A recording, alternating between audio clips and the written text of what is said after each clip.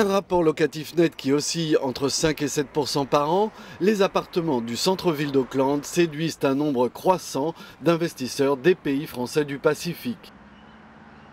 50% de Calédoniens, 30% de Tahitiens et 20% de métropolitains constituent la clientèle de l'agence immobilière Domaine, une agence entièrement dédiée à la clientèle francophone.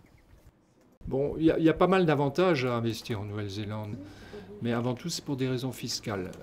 Il n'y a pas d'impôt sur les plus-values, il n'y a pas de droit de succession, il n'y a pas d'impôt sur les fortunes, et je dirais que tout cet ensemble d'avantages fiscaux font que la Nouvelle-Zélande est un des pays les plus attractifs sur le marché mondial aujourd'hui. Les appartements, mais aussi les chambres d'hôtel, sont les produits préférés des investisseurs.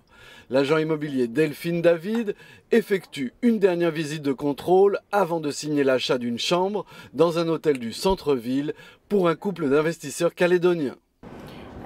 Acheter ici, c'est un très bon investissement pour nos clients parce que c'est un immeuble qui est très réputé à Auckland, qui attire énormément de locataires, qui payent bien parce que c'est du bon standing. Et aussi à la revente, on a un bon potentiel de plus-value. Une fois qu'ils ont acquis leur bien immobilier, les investisseurs s'adressent souvent à une agence de gestion de patrimoine qui s'occupe de le louer pour eux.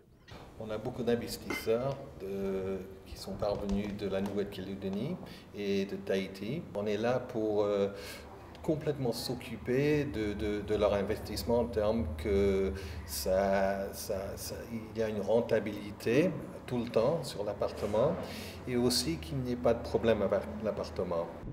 Dernier détail, les frais d'enregistrement d'un bien immobilier sont fixes en Nouvelle-Zélande et dépassent rarement les 120 000 francs.